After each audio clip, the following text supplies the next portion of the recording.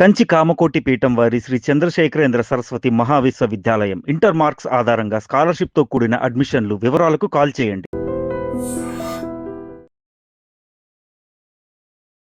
Welcome to I dream. Telangana రాష్ట్రంలో మరో museum ప్రారంభం కాబోతుంది. ఇంతవరకు మ్యూజియం పురావస్తన శాఖ నిర్వహిస్తే ఇప్పుడు జైలు శాఖ జైల్ మ్యూజియం నిర్వహిస్తుంది. గోవా, బెంగళూరు, కర్ణాటకలతో పాటు పలు రాష్ట్రాల్లో, కలకత్తాతో పాటు పలు రాష్ట్రాల్లో జైలు మ్యూజియం ఉంటే ఇప్పుడు తెలంగాణ రాష్ట్రంలో కూడా జైలు శాఖ మ్యూజియం ప్రారంభిస్తుంది. దీని కాన్సెప్ట్లో ఒకరోజు జైల్లో ఉంటే జైల్లో ఖైదీలు ఎలా ఉంటారు, వాళ్ళకి శిక్ష ఎలా ఉంటుందా లేదా, వాళ్ళకున్న ట్రీట్మెంట్ అనేది, ఆ ఫీల్ అనేది ఇక్కడ మనకు చూపిస్తారు. ఒకరోజు జైల్లో ఉంటే 500 రూపాయలు, ఒక రోజు లేకుండా మధ్యలో వస్తామంటే 1000 రూపాయలు ఫైన్ కూడా వేస్తారు ఈ జైల్లో ఉదయం నుంచి సాయంత్రం వరకు. కానీ మీరేం తప్పు చేయకపోయినా ఇందులో వెళ్ళి ఉండొచ్చు. ఈ జైల్లో ఎలాంటి శిక్ష పడతాయి, ఏ విధంగా ట్రీట్మెంట్ ఇస్తారనే విషయం తెలుసుకోవాలనుకుంటే తెలంగాణలో నిర్వహిస్తున్న జైల్ మ్యూజియంకి వెళ్ళొచ్చు.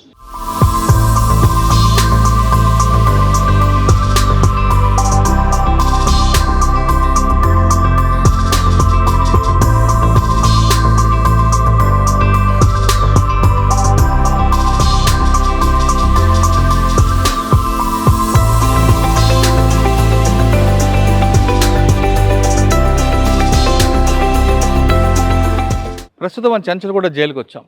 అసలు జైల్లో ఏం జరుగుతుంటుంది? నేరం చేసిన వ్యక్తి జైల్లోకి వస్తే కొడుతుంటారు, తిడుతుంటారు, లేదా బాత్రూంలు కడిగిస్తుంటారని చాలా బయట అనుకుంటారు. అసలు నిజంగా జరుగుతుందా లేదా?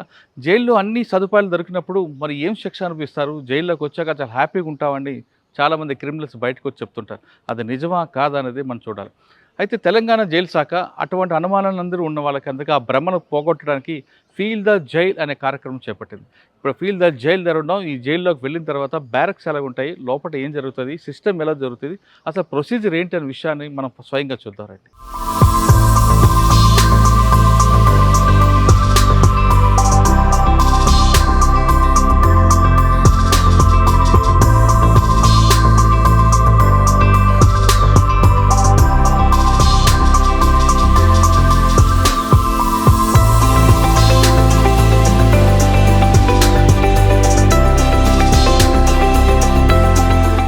మనం జైల్లోకి వచ్చాం. జైల్లోకి వచ్చిన తర్వాత నేరం వచ్చిన వ్యక్తి ఏ నేరం చేశాడు అనే విషయాన్ని రాసుకొని ఆయన పుట్టుమచ్చలు అని స్వయంగా రాసుకున్న తర్వాత ఆయనకి ముందు అడ్మిషన్ బ్లాక్లో పెడతారు.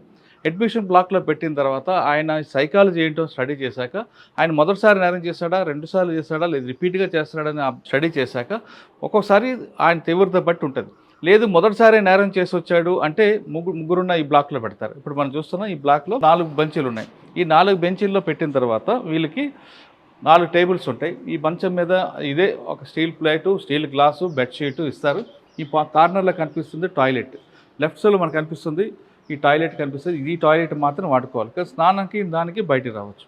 ఇది మొదటిసారి నేరం చేసి వచ్చిన వ్యక్తికి కలిపి పెడతారు. అదే రిపీట్గా నేరం చేస్తున్నాడు లేదా ఆయనకి ఎక్కువ పనిష్మెంట్ ఉందనుకుంటే సింగిల్ బ్యారక్ ఇస్తారు. సింగిల్ బ్యారక్ అనేది ఇక్కడ మనకు కనిపిస్తుంది. ఈ సింగిల్ బ్యారక్లో మొదటిసారి రిపీట్గా నేరం చేస్తున్న వ్యక్తి వస్తాడు, ఆయన ఇక్కడ కూర్చోబెట్టి ఆయన ఇక్కడే పనిష్మెంట్ ఇస్తుంటారు. ఆయనకి మాత్రం సింగిల్గా బ్యారక్, ఆయనకు వాష్రూమ్ కనిపిస్తుంటారు. ఇక్కడ వాళ్ళకి తాగడానికి మట్టి కుండ కూడా ఉంటుంది. ఇది రిపీట్గా వస్తున్న వ్యక్తి. అలా కాకుండా ఎక్కువ నేరాలు చేస్తాడు, ఆయనకి సెక్యూరిటీ ప్రాబ్లం ఉంది అంటే వాళ్ళని ఏం చేస్తారు అని చూస్తే హై సెక్యూరిటీ బ్యారక్ అని ఒకటి ఉంటుంది. ప్రస్తుతం మన ఇక్కడ చివరిలో కనిపిస్తుంటుంది.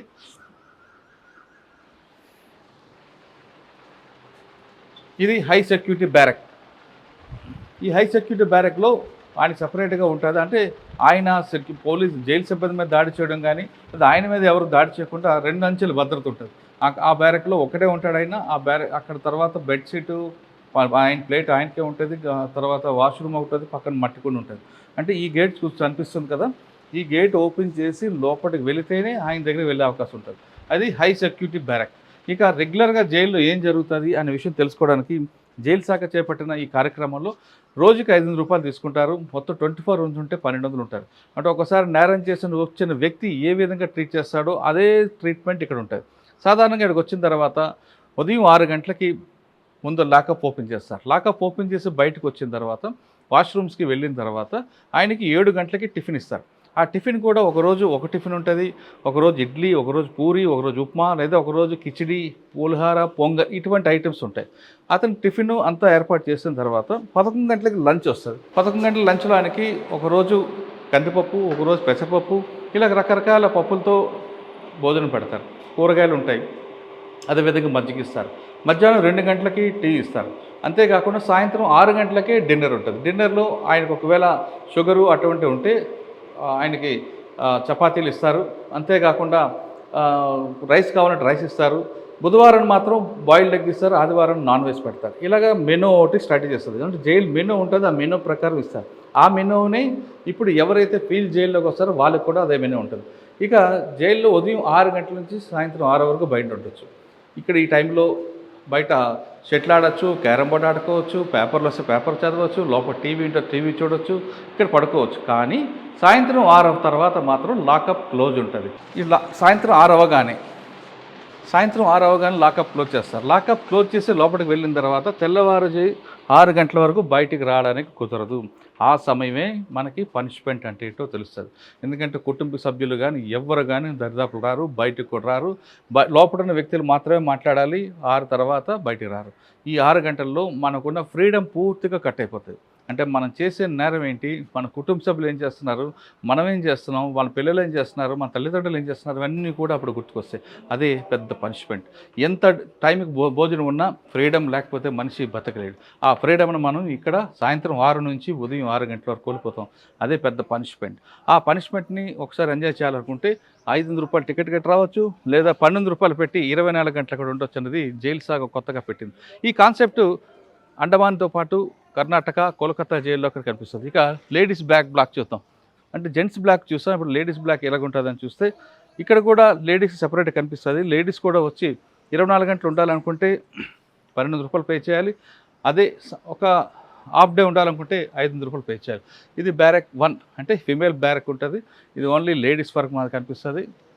కానీ పక్కపక్కనే ఉన్నా ఎవరు మాట్లాడడం కూడా ఉండదు. ఉదయం 6 గంటల లోపండి, ఉదయం 6 తర్వాత సాయంత్రం 6 గంటలలోపు ఈ ప్రాంగణం అంతా తిరగచ్చు. ఇక్కడంతా మన చెట్టు కనిపిస్తుంది, పెద్ద వేప చెట్టు. ఇక్కడ కూర్చోవచ్చు, మాట్లాడుకోవచ్చు, అన్నీ ఉంటాయి. క్యారమ్ బోర్డ్ ఆడచ్చు, షటిల్ ఆడచ్చు, అన్నీ ఉంటాయి. కానీ 6 తర్వాత మాత్రం పూర్తిగా బ్లాక్ ఉంటుంది. కాబట్టి అప్పుడే మనకు పనిష్మెంట్ మన కళ్ళ ముందు కనిపిస్తుంటుంది. ఎవరితో మాట్లాడకుండదు, సెల్ ఫోన్ ఉండదు, ఏవి ఉండదు. ఈ పనిష్మెంట్ని ఒకసారి ఎంజాయ్ చేయాలనుకుంటే ఖచ్చితంగా జైలు డిపార్ట్మెంట్ అండి. ₹500 టికెట్ తీసుకొచ్చి హాఫ్ డే ఉండొచ్చు, ₹12 టికెట్ తీసుకొని ఫుల్ డే ఉండొచ్చు. ఇది జైలు సంబంధించిన మెనూ. ఈ మెనూ ఖచ్చితంగా ఇక్కడే ఉన్న వాళ్ళకి అమలు చేస్తూ ఉంటారు. కానీ జైల్లో వచ్చిన తర్వాత మేము ఖచ్చితంగా ఎంజాయ్ చేసాం, మాకు జైల్లో డబ్బులు పడేస్తే అన్నీ దొరుకుతాయని కొంతమంది ఆరోపిస్తుంటారు. అవన్నీ శుద్ధ అబద్ధం అనేది చాలా క్లారిటీగా తెలుస్తుంది. జైల్లో ఖచ్చితంగా మెనూ ప్రకారం వెళ్తుంది. జైల్లో సిస్టమ్ ఏముందో, జైలు నిబంధనలు ఏమున్నాయో అవే చెప్తుంటాయో అదే అమలు చేస్తుంటారు. దీని తర్వాత మ్యూజియం కనిపిస్తుంది రైట్ సైడ్. ఆ మ్యూజియంలో పురాతన జైలు ఎలాగుండేది, ఇప్పుడు జైలు మోడిఫికేషన్ అయిన తర్వాత ఎలా ఉంది అనేది జైలు మ్యూజియంలో కూడా తీసుకోవచ్చు. అది ఎవరైనా రావచ్చు. దానికి టికెట్ కేవలం ₹20 మాత్రమే ఉంది. ఇప్పుడు తెలంగాణ జైలు శాఖ కొత్త దీనికి ఆవిష్కరణ చేసింది. హైదరాబాద్లో ఇంతకుముందు తెలంగాణలో మ్యూజియం అంటే సాలార్జంగ్ మ్యూజియం ఉండేది. ఇప్పుడు జైలు శాఖ మ్యూజియం కూడా వచ్చింది. కాబట్టి ఒకసారి జైలు ఏముంది, జైల్లో ఎలా నిబంధనలు ఉంటాయి, ఏం తెలుసుకోవాలనుకుంటే ఖచ్చితంగా ఫీల్ ద జైలుకి రండి, ఎంజాయ్ చేయండి. ఫీల్ ద జైలు ఎంజాయ్మెంట్కి దానికి రండి తప్ప నిజంగా తప్పు చేసి మాత్రం ఎవరు రావద్దు. జైల్లో నిబంధనలు కరెక్ట్గా లేవు అని మాట మాత్రం ఎవరు నమ్మద్దు అనేది చాలా స్పష్టంగా తెలుస్తుంది. అంటే జైల్లో ఏదో జరిగిపోతుంది, ఏదో జరుగుతుంది అని భ్రమించే వాళ్ళకి ఏమీ జరగట్లేదు, ఇది ఒక మ్యూజియం అనేది నిరూపించడానికే తెలంగాణ జైలు శాఖ పెట్టిన ఈ కొంత కాన్సెప్ట్.